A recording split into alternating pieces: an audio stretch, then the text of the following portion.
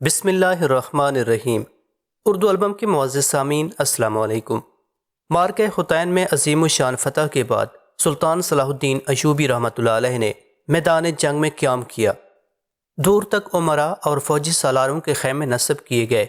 عام عیسائی قیدیوں کی قسمت کا فیصلہ اسلامی لشکر کے سالار کر رہے تھے، مگر گرفتار ہونے والے صلیبی امراء کی تقدیروں کے فیصلے کا انحصار صلاح الدین ایوبی رحمۃ اللہ علیہ کی مرضی پر تھا۔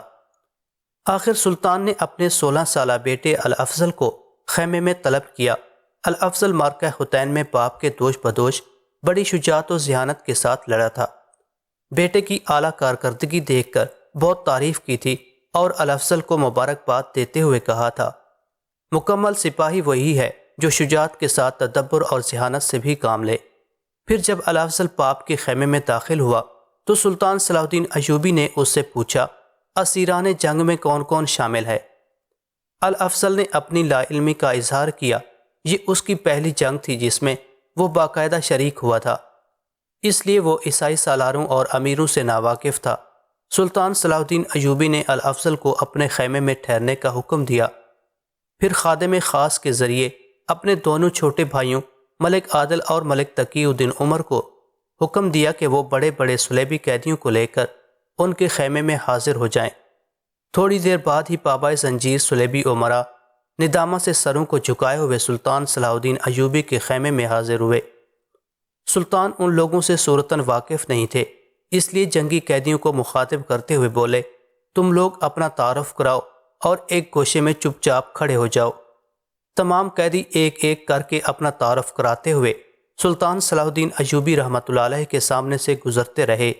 پھر جب ایک قیدی نے اپنا تعارف کراتے ہوئے یہ بتایا کہ وہ شاہ یروشلم کائی آف لسکنن ہے، تو سلطان نے اپنے سپاہیوں کو حکم دیا کہ اس کے پیروں کی زنجیریں کھول دی جائیں۔ پھر صلاح الدین ایوبی نے گائے آف لسکنن کو اپنے برابر بٹھا لیا۔ ان جنگی قیدیوں میں کرک کا حاکم رجنالڈ بھی شامل تھا، اور اسے یہ بات بھی اچھی طرح معلوم تھی کہ سلطان صلاح الدین ایوبی رحمۃ اللہ علیہ اسے اپنے ہاتھ سے قتل کرنے کی قسم کھا چکے ہیں۔ اس لیے رجنالڈ نے اپنی جان بچانے کی خاطر جھوٹ بولا اور غلط نام بتا کر آگے بڑھ گیا۔ پھر جب تمام صلیبی امراء ایک ایک کر کے صلاح الدین ایوبی کی نظروں کے سامنے سے گزر گئے تو سلطان نے اپنے چھوٹے بھائی ملک عادل کو مخاطب کرتے ہوئے کہا، کیا ان قیدیوں میں کرک کا حاکم رجنالڈ نہیں ہے؟ سلطان محترم، میں رجنالڈ سے شکلاً واقف نہیں ہوں، ملک عادل نے معذرت خواہانہ لہجے میں کہا۔ ملک عادل کا جواب سن کر رجنالڈ نے سکون کی سانس لی کہ وہ صلاح الدین ایوبی کو فریب دینے میں کامیاب ہو گیا ہے۔ یکایک صلاح الدین ایوبی بہت زیادہ مضطرب نظر آنے لگے۔ میری اطلاعات کے مطابق رجنالڈ میدان جنگ سے فرار ہونے میں کامیاب نہیں ہو سکا ہے۔ پھر وہ کہاں گیا؟ کیا وہ عام قیدیوں کے ساتھ کسی دوسرے خیمے میں موجود ہے؟ جاؤ اسے تلاش کرو، اور اگر وہ نہ مل سکے تو کرک کے کچھ سپاہیوں کو میرے خیمے میں لے کر آؤ۔ سلطان کا حکم سنتے ہی ملک عادل تیزی کے ساتھ خیمے سے نکل گیا، اور سلطان صلاح الدین ایوبی شدید اضطراب کے عالم میں ٹہلنے لگے اور ایک ایک قیدی کے قریب جا کر گہری نظروں سے اس کے چہرے کا جائزہ لینے لگے۔ یہ تمام قیدی اپنے اپنے علاقوں کے حاکم یا معزز سردار تھے۔ ان اسیران جنگ میں سے صرف 2 قیدی والی کرک رجنالڈ کو چہرے سے پہچانتے تھے۔ ایک یروشلم کا نگران اعلیٰ گائی آف لسکنن، کیونکہ رجنالڈ اس کا چچا زاد بھائی تھا، دوسرا ماسٹر آف ٹیمپلس ہنری۔ ان دونوں نے مصلحت اور خاموشی سے کام لیا۔ انہیں یہ راز تو نہیں معلوم تھا کہ سلطان صلاح الدین اپنے ہاتھ سے قتل کرنے کی قسم کھا چکے ہیں، مگر سلطان کا غیر معمولی اضطراب دیکھ کر گائی آف لسکنن اور ماسٹر ٹیمپلس ہنری کو اندازہ ہو گیا تھا کہ صلاح الدین ایوبی رجنالڈ کی تلاش میں ہیں۔ سلطان کے خیمے پر گہرا سکوت طاری تھا، مگر ہر قیدی کو اپنے دل کی دھڑکنیں سنائی دے رہی تھیں اور چہروں پر شدید خوف و ہراس کے سائے لرز رہے تھے، اور کوئی نہیں جانتا تھا کہ اس کی زندگی زنداں میں گزرے گی یا اسے مقتل میں لے جا کر قید و حیات سے آزاد کر دیا جائے گا۔ آخر کچھ دیر بعد ملک عادل 2 عیسائی سپاہیوں کو لے کر سلطان صلاح الدین ایوبی رحمۃ اللہ علیہ کے خیمے میں داخل ہوا اور عرض کرنے لگا، کرک کے بہت سے سپاہی مارے گئے اور باقی میدان جنگ سے فرار ہو گئے، بس یہ 2 گرفتار زندہ بچے ہیں۔ کرک کے سپاہیوں کو سلطان کے خیمے میں موجود پا کر رجنالڈ کے چہرے پر ہوائیاں اڑنے لگی۔ اس نے اپنے ٹوٹتے ہوئے اعصاب پر قابو پانے کی بہت کوشش کی، مگر وہ سلطان صلاح الدین ایوبی رحمۃ اللہ علیہ کی عقابی نظروں سے اپنی اس بگڑتی ہوئی کیفیت کو پوشیدہ نہ رکھ سکا۔ تاہم سلطان نے اتمام حجت کے لیے کرک کے دونوں قیدی سپاہیوں سے پوچھا، مجھے بتاؤ کہ یہاں کھڑے ہوئے لوگوں میں سے تمہارا حکمراں رجنالڈ کون ہے؟ سپاہیوں سے سوال کرتے وقت سلطان صلاح الدین ایوبی رحمۃ اللہ علیہ کی پشت والی کرک رجنالڈ کی طرف تھی۔ سپاہیوں نے گھبرا کر اپنے حکمران کی طرف دیکھا۔ رجنالڈ نے اپنی آنکھ کے اشارے سے دونوں سپاہیوں کو خاموش رہنے کے لیے کہا۔ اس صورتحال کے پیش نظر یروشلم کا نگران اعلیٰ گائی آف لسکنن بھی گھبرایا ہوا تھا، اور اسے یقین ہو گیا تھا کہ اب رجنالڈ کی شخصیت پردہ راز میں نہ رہ سکے گی۔ ان لوگوں میں سے کوئی بھی ہمارا بادشاہ نہیں ہے، دونوں سپاہیوں نے بیک زبان پرجوش لہجے میں کہا۔ جب ہمیں یہ اندازہ ہو گیا تھا کہ ہم یہ جنگ ہار جائیں گے تو ہم نے اپنے آقا سے کہہ دیا تھا کہ میدان جنگ سے نکل جائیں۔ اب تک تو وہ بحفاظت کرک کے قلعے میں پہنچ چکے ہوں گے۔ رجنالڈ کے سپاہیوں نے بڑی صفائی کے ساتھ ایک من گھڑت کہانی سنا ڈالی تھی۔ کرک سپاہیوں کا جواب سن کر سلطان صلاح الدین ایوبی رحمۃ اللہ علیہ مسکرائے۔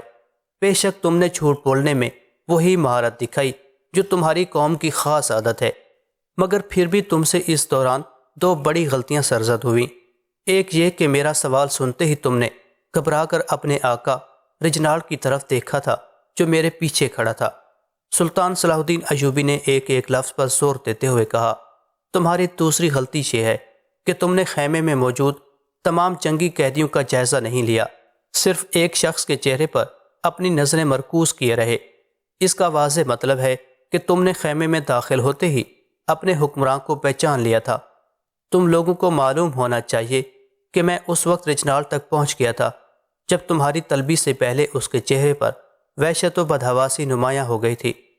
اگرچہ میں تمہارے جھوٹ بولنے کے باوجود رجنالڈ پر فرد جرم عائد کر سکتا ہوں، لیکن ہم اہل ایمان کا طریقہ ہے کہ ٹھوس شواہد، دلائل اور گواہیوں کے بعد کسی مقدمے کا فیصلہ کرتے ہیں۔ کہیں ایسا نہ ہو کہ جلد بازی میں ہمارے ہاتھوں کسی بے گناہ کو نقصان پہنچ جائے۔ یہ کہہ کر سلطان صلاح الدین ایوبی چند لمحوں کے لیے مڑے اور والی کرک کی طرف مسکراتے ہوئے دیکھنے لگے۔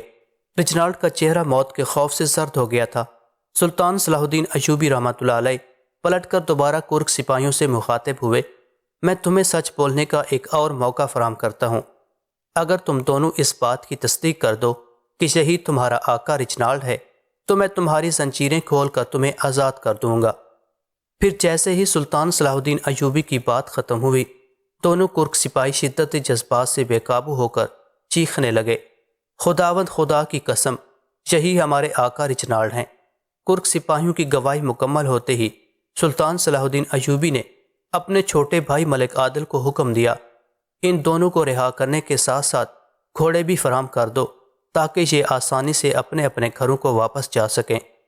سلطان کا حکم سنتے ہی ملک عادل دونوں کرک سپاہیوں کو لے کر خیمے سے نکل گیا۔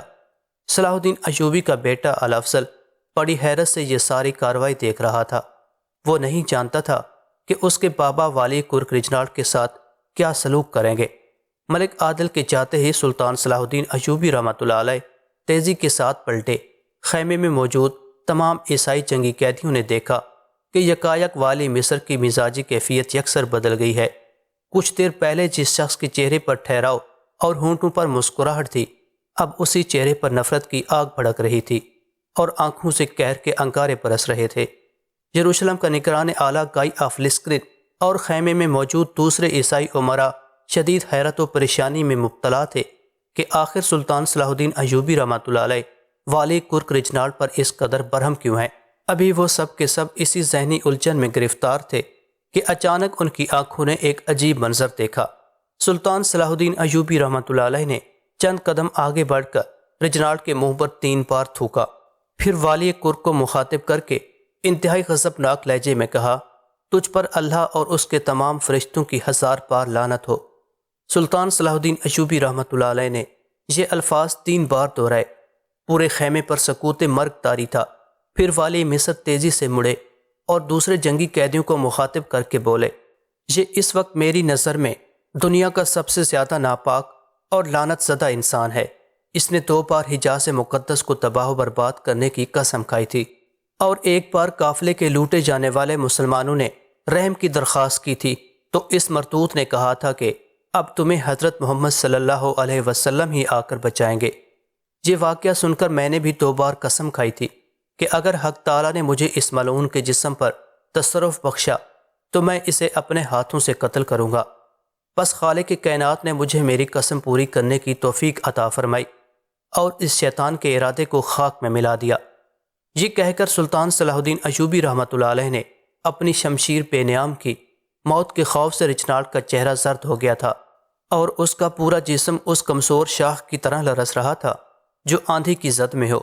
پھر دیکھتے ہی دیکھتے رچنارڈ سلطان صلاح الدین ایوبی رحمۃ اللہ علیہ کے قدموں پر گر پڑا اور اپنے گناہ کی معافی مانگنے لگا۔ اگر میں تجھے معاف کر دوں تو میری قسم کا کیا ہوگا؟ رچنارڈ کی معافی کی درخواست کے جواب میں سلطان صلاح الدین ایوبی نے انتہائی نفرت آمیز لہجے میں کہا، تیرا گناہ وہ ہے جس کی معافی نہیں، اور میری قسم وہ قسم ہے جس کا کوئی کفارہ نہیں۔ یہ کہہ کر سلطان صلاح الدین ایوبی نے اپنے سپاہیوں کو حکم دیا کہ رچنارڈ کی زنجیریں کھول دی جائیں۔ والی کر کا آخری وقت قریب آ چکا تھا۔ یہ منظر دیکھ کر دوسرے قیدی امراء کے چہرے بھی شدت خوف سے بے جان نظر آ رہے تھے۔ یروشلم کا نگران اعلیٰ گائی آف لسکن بھی اس مسن سے اٹھ کر کھڑا ہو گیا جہاں سلطان صلاح الدین ایوبی نے اعزازی طور پر اپنے قریب بٹھایا تھا۔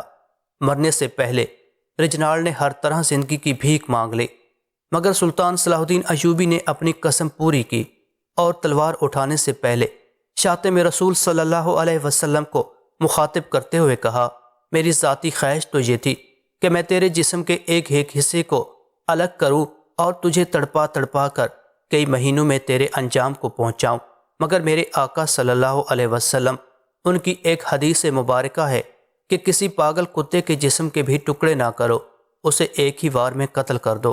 بس یہ میرے آقا صلی اللہ علیہ وسلم ہی کا صدقہ ہے کہ تو اذیت ناک موت سے بچ گیا۔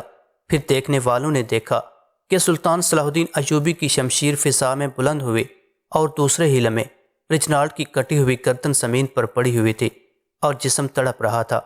پھر جب والی کرک کی لاش ٹھنڈی ہو گئی تو صلاح الدین ایوبی نے اپنے سپاہیوں کو حکم دیتے ہوئے کہا، اس شیطان کو اٹھا کر کھلے میدان میں پھینک دو۔ سلطان صلاح الدین ایوبی رحمۃ اللہ علیہ نے رچنارڈ کا قصہ پاک کر کے گائی آف لسکن کی طرف دیکھا۔ یروشلم کا نگران اعلیٰ شدت خوف سے لرز رہا تھا اور اس بات کا منتظر تھا کہ کچھ دیر بعد اس کے ساتھ بھی یہی سلوک ہوگا، مگر خلاف توقع والی مصر نے آگے بڑھ کر گائی آف لسکن کے کاندھے پر ہاتھ رکھتے ہوئے کہا، بادشاہوں کو قتل کرنا بادشاہوں کا شیوا نہیں ہوتا۔ رچنارڈ تو حد سے گزر گیا تھا، اس لیے اپنے عبرتناک انجام کو پہنچا۔ ابھی کچھ اور لوگ بھی ہیں جن کے ساتھ میں ایسا ہی سلوک کروں گا۔ پھر سلطان صلاح الدین ایوبی نے ایسے 200 امراء کو قتل کرایا جو مذہبی جنون میں مبتلا تھے۔ ان میں ماسٹر آف ٹیمپلرز ہینری بھی شامل تھا۔ ٹیمپلرز کے بعد عیسائیوں کا دوسرا بڑا مذہبی جنونی گروہ فرینکس کا تھا۔ رچنارڈ کو قتل کرنے کے ساتھ سلطان صلاح الدین ایوبی نے فرینکس کے قتل عام کی بھی قسم کھائی تھی، کیونکہ اس وحشی گروہ نے دمشق کے مجبور و معصوم عوام پر بڑے مظالم ڈھائے تھے۔ حطین کی جنگ میں بہت سے فرینکس لقمہ اجل بن گئے تھے، پھر جو گرفتار ہوئے انہیں چن چن کر قتل کر دیا گیا۔ فرینکس کے معاملے میں سلطان صلاح الدین ایوبی رحمۃ اللہ علیہ اس قدر حساس اور جذباتی ہو گئے تھے کہ وہ عیسائی قیدی بھی قتل کر دیے گئے جو حقیقتاً فرینکس کی جماعت میں شامل نہیں تھے، مگر ان پر فرینکس ہونے کا شبہ تھا۔ یروشلم کے نگران اعلیٰ گائی آف لسکن اور خاص عیسائی امراء کے ساتھ نرمی کا سلوک کرتے ہوئے جنگی قیدیوں کی حیثیت سے ان سب کو دمشق بھجوا دیا گیا۔ قید خانے کے محافظوں کو سلطان صلاح الدین ایوبی رحمۃ اللہ علیہ کی خاص ہدایت تھی کہ گائی آف لسکن کا پورا احترام کیا جائے۔ انگریز تاریخ نویسیوں کے بقول حطین کے مارکے میں 30,000 سے زیادہ عیسائی کام آئے تھے۔ ایک عیسائی مورخ نے حطین کے میدان کا عبرت انگیز نقشہ کھینچتے ہوئے لکھا ہے، 1 سال بعد تک انسانی ہڈیوں کے ڈھیر دور سے نظر آتے تھے۔ اس کے ساتھ ہی وادیوں میں جنگلی جانوروں کی وحشت ناک رنگ رلیوں کی نشانیاں بکھری پڑی تھیں۔ بعض مورخین کی روایتوں کے مطابق حطین وہی مقام ہے جہاں حضرت عیسیٰ علیہ السلام نے اپنی قوم کو امن کی تلقین کی تھی۔ سلطان صلاح الدین ایوبی رحمۃ اللہ علیہ نے اپنی جنگی حکمت عملی کے سبب عیسائیوں کو اتنی مہلت نہ دی کہ وہ منتشر فوج کو دوبارہ جمع کر سکیں۔ 18 جولائی 1187 عیسوی کو یعنی مارکہ حطین کے صرف 4 دن بعد ہی والی مصر عکا کی فضیل کے سامنے موجود تھے۔ جمعہ مبارک کے دن کو سلطان صلاح الدین ایوبی رحمۃ اللہ علیہ نے اس مسجد میں نماز ادا کی جس سے 90 سال پہلے عیسائیوں نے کلیسا یعنی چرچ میں تبدیل کر دیا تھا۔ دور اول کے صلیبیوں کی آمد کے بعد سے فلسطین کے ساحل پر یہ پہلی نماز ادا ہوئی۔ عکا میں سلطان صلاح الدین ایوبی نے 4000 مسلمان قیدی آزاد کیے۔ بحیرہ روم کی تجارتی منڈی کے خزانے اور ذخیرے سلطان کے ہاتھ آئے جن سے سلطان کے جنگی وسائل میں بڑا اضافہ ہوا۔ اس کے ساتھ ہی صلاح الدین ایوبی نے اپنے دوسرے چھوٹے بھائی ملک تقی الدین عمر کو حکم بھیجا کہ وہ فوری طور پر اپنی فوج لے کر اس علاقے میں پہنچے اور فلسطین کی تسخیر میں ان کی مدد کرے۔ اس کے ساتھ ہی سلطان صلاح الدین ایوبی رحمۃ اللہ علیہ کے چند فوجی دستوں نے آگے بڑھ کر نصارت، صفوریہ اور الخولہ پر قبضہ کر لیا۔ دوسرے فوجی دستے ساحل سمندر پر حیضہ اور کساریہ پر قبضہ کرنے میں کامیاب ہو گئے۔ ملک تقی الدین عمر نے قاہرہ سے آتے وقت میرایل اور جافا کے قلعوں پر قبضہ کر لیا۔ خود صلاح الدین ایوبی رحمۃ اللہ علیہ نے ٹورون کا محاصرہ کر لیا اور صرف 6 دن بعد 26 جولائی کو اسے بھی فتح کر لیا۔